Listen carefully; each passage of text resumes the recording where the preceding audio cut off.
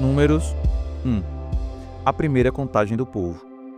No segundo ano, depois da saída dos israelitas do Egito, no dia do primeiro do segundo mês, o Senhor Deus falou com Moisés no deserto do Sinai, na tenda sagrada. Ele disse: Você e Arão devem fazer a contagem do povo de Israel por grupos de família e por famílias.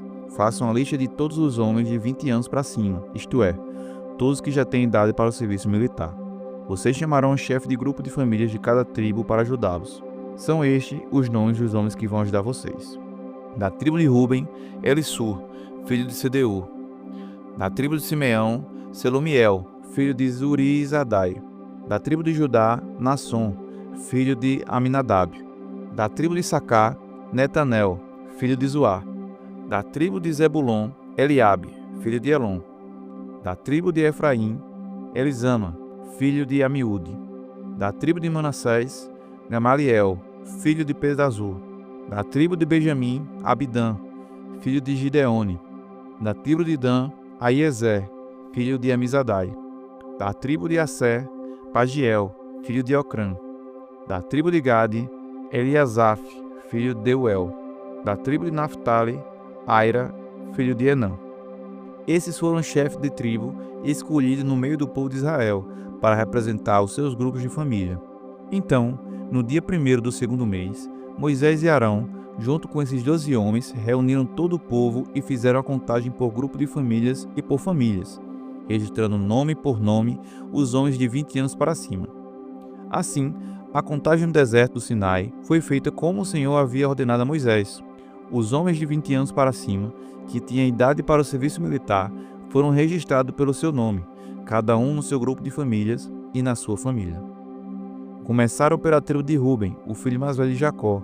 A soma total das tribos foi a seguinte: da tribo de Ruben, 46.500 homens. Da tribo de Simeão, 59.300 homens. Da tribo de Gade, 45.650. Da tribo de Judá, 74.600. Da tribo de Sacar, 54.400. Da tribo de Zebulon, 57.400. Da tribo de Efraim, 40.500. Da tribo de Manassés, 32.200. Da tribo de Benjamim, 35.400. Da tribo de Dan, 72.700. Da tribo de Asser, 41.500. Da tribo de Naphtali, 53.400.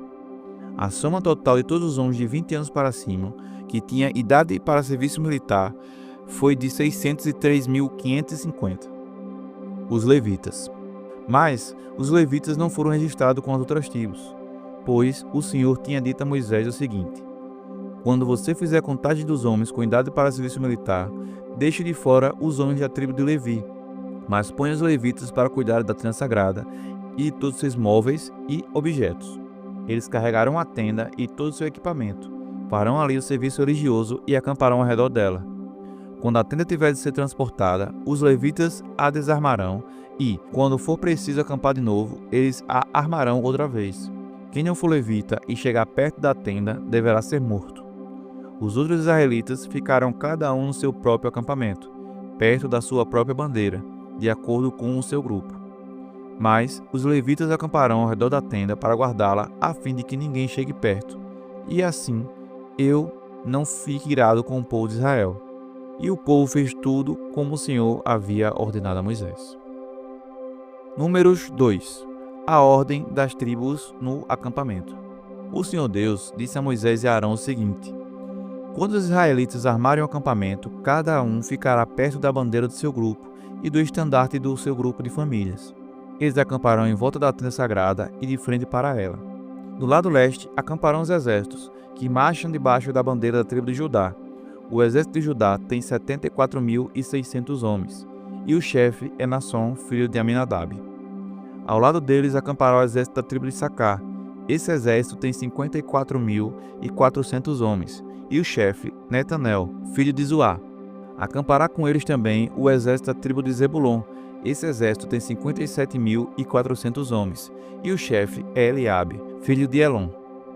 O grupo de Judá, num total de 186.400 homens, marchará primeiro. Do lado sul acamparão os exércitos que marcham debaixo da bandeira da tribo de Ruben. O exército de Ruben tem 46.500 homens, e o seu chefe é Elisur, filho de Sedeur. Ao lado deles acampará o exército da tribo de Simeão. Esse exército tem 59.300 homens, e o chefe é Selumiel, filho de Zurizadai. Acampará com eles também o exército da tribo de Gade. Esse exército tem 45.650 homens, e o chefe é Eliasaf, filho de Deuel. O grupo de Ruben, um total de 151.450 homens, marchará em segundo lugar. Entre os primeiros dois grupos e os dois últimos, marcharão os levitas, levando a tenda. Os grupos marcharão na mesma ordem em que acamparem, cada um no seu lugar, seguindo a sua bandeira. Do lado oeste, acamparão os exércitos que marcham debaixo da bandeira da tribo de Efraim. O exército de Efraim tem 40.500 homens, e o chefe é Elisama, filho de Amiúde. Ao lado deles, acampará o exército da tribo de Manassés. Esse exército tem 32.200 homens, e o chefe é Gamaliel, filho de Pedazur. Acampará com eles também o exército da tribo de Benjamim.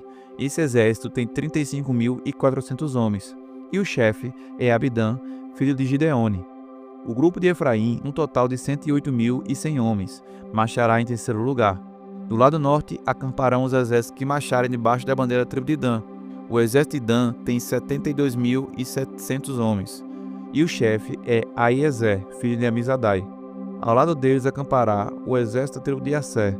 Esse exército tem 41.500 homens, e o chefe é Pagiel, filho de Ocrã. Acampará com eles também o exército da tribo de Naphtali. Esse exército tem 53.400 homens, e o chefe é Aira, filho de Enã. O grupo de Dan, num total de 157.600 homens, marchará por último. O número total de homens de Israel registrados nos exércitos, grupo por grupo, foi de 603.550. Como o Senhor havia ordenado a Moisés, os levitas não foram contados com os outros israelitas. Assim, o povo de Israel fez tudo como o Senhor havia ordenado a Moisés. Eles acamparam, cada grupo debaixo da sua própria bandeira, e cada israelita começou a marchar com o seu grupo de famílias. Eclesiastes 3. Tempo para tudo. Tudo neste mundo tem o seu tempo, cada coisa tem a sua ocasião. Há tempo de nascer e tempo de morrer, tempo de plantar e tempo de arrancar, tempo de matar e tempo de curar, tempo de derrubar e tempo de construir. Há tempo de ficar triste e tempo de se alegrar, tempo de chorar e tempo de dançar, tempo de espalhar pedras e tempo de ajuntá-las, tempo de abraçar e tempo de afastar. Há tempo de procurar e tempo de perder, tempo de economizar e tempo de desperdiçar, tempo de rasgar e tempo de remendar, tempo de ficar calado e tempo de falar. Há tempo de amar e tempo de odiar, tempo de guerra e tempo de paz. O que é que a pessoa ganha com todo o seu trabalho? Eu tenho visto todo o trabalho que Deus dá às pessoas para que fiquem ocupadas. Deus marcou o tempo certo para cada coisa. Ele nos deu o desejo de entender as coisas que já aconteceram e as que ainda vão acontecer, porém não nos deixa compreender completamente o que Ele faz. Então entendi que nesta vida tudo que a pessoa pode fazer é procurar ser feliz e viver o melhor que puder. Todos nós devemos comer e beber e aproveitar bem aquilo que ganhamos com o nosso trabalho. Isso é um presente de Deus. Eu sei que tudo o que Deus faz dura para sempre. Não podemos acrescentar nada nem tirar nada. E uma coisa que Deus faz é levar as pessoas a temê-lo. Tudo que acontece ou que pode acontecer já aconteceu antes. Deus faz com que uma coisa que acontece torne a acontecer. A injustiça no mundo. Neste mundo eu também reparei o seguinte: no lugar onde deviam estar a justiça e o direito, o que a gente encontra é a maldade. Então pensei assim: Deus julgará todos os bons como os maus, porque tudo o que se passa neste mundo, tudo o que a gente faz acontece na hora que tem de acontecer. Aí cheguei à conclusão de que Deus está pondo as pessoas à prova para que elas vejam que não são melhores do que os animais. No fim das contas, o mesmo que acontece com as pessoas acontece com os animais. Tanto as pessoas como os animais morrem. O ser humano não leva nenhuma vantagem sobre o animal, pois os dois têm de respirar para viver. como se vê, tudo é ilusão. Pois tanto um como o outro irão para o mesmo lugar, isto é, o pó da terra. Tanto um como o outro vieram de lá e voltarão para lá.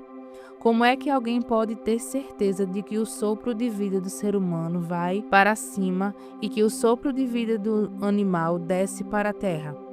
Assim eu compreendi que não há nada melhor do que a gente ter prazer no trabalho. Esta é a nossa recompensa. Pois como é que podemos saber o que vai acontecer depois da nossa morte? Mateus 16. O pedido de um milagre. Alguns fariseus e alguns saduceus foram falar com Jesus. Eles queriam alguma prova contra ele, por isso pediram que ele fizesse um milagre para mostrar que o seu poder vinha mesmo de Deus. Mas Jesus respondeu: de tardinha vocês dizem, vamos ter bom tempo porque o céu está vermelho. E, de manhã, cedo, dizem, vai chover porque o céu está vermelho escuro. Olhando o céu, vocês sabem como vai ser o tempo. E como é que não sabem explicar o que querem dizer os sinais desta época? Como o povo de hoje é mau e sem fé. Vocês estão me pedindo um milagre, mas o milagre de Jonas é o único sinal que lhe será dado. Então ele saiu e foi embora. O fermento dos fariseus e dos saduceus. Quando os discípulos atravessaram para o lado leste do lago, esqueceram de levar pão. Jesus disse: fiquem alertas e tomem cuidado com o fermento dos fariseus e dos saduceus. Aí os discípulos começaram a dizer uns aos outros: ele está dizendo isso porque não trouxemos pão. Jesus ouviu o que eles estavam dizendo e perguntou: por que é que vocês estão conversando por não terem pão? Como é pequena a fé que vocês têm? Ainda não entenderam? Não lembram dos 5 pães que eu parti para 5.000 homens? Quantos cestos vocês encheram? E aqueles 7 pães para 4.000 homens? Quantos cestos vocês encheram? Vocês não entendem que eu não estou falando a respeito de pães? Tenham cuidado com o fermento dos fariseus e dos saduceus. Então os discípulos entenderam que ele não estava dizendo que tivessem cuidado com o fermento usado no pão, mas com os ensinamentos dos fariseus e dos saduceus. A afirmação de Pedro. Jesus foi para a região que fica perto da cidade de Cesareia de Filipe. Ali perguntou aos discípulos: quem o povo diz que o Filho do Homem é? Eles responderam: alguns dizem que o Senhor é João Batista, outros que é Elias, e outros que é Jeremias ou algum outro profeta. E vocês? Quem vocês dizem que eu sou? Perguntou Jesus.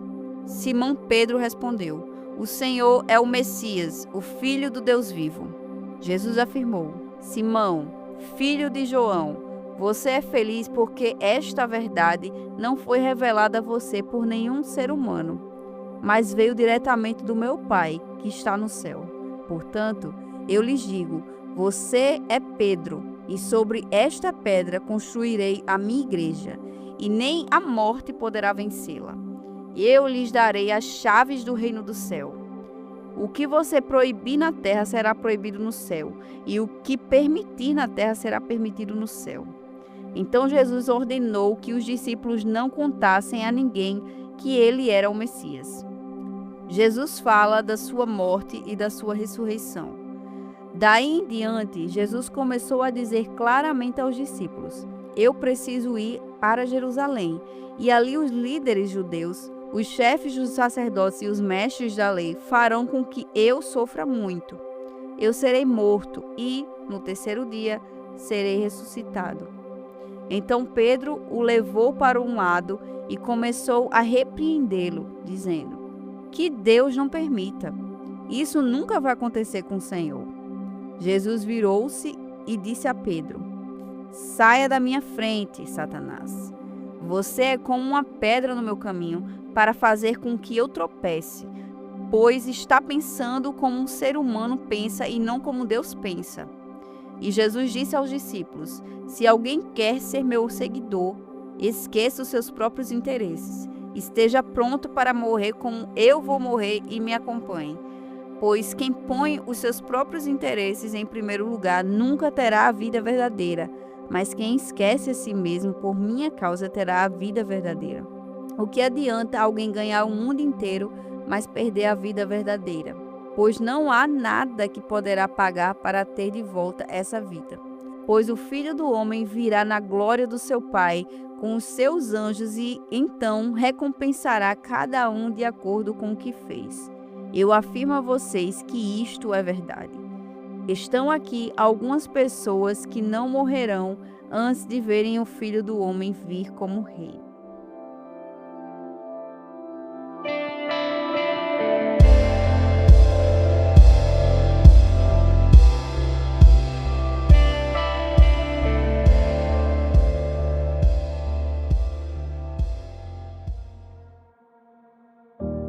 Para finalizar o nosso devocional, vamos orar. Deus, muito obrigada por mais um dia na Tua presença, obrigada por essa palavra, Senhor. Nós queremos orar para que toda ansiedade seja lançada fora nesse dia de hoje, queremos orar para que a Tua presença venha nos revestir, encher o nosso coração e que a Tua palavra, Senhor, ela possa nos transformar cada vez mais e mais. Fica conosco, nos abençoa nesse dia, Senhor, repreende todo o mal. E é assim que nós oramos e te agradecemos na certeza de que o Senhor está aqui conosco. Em nome de Jesus. Amém.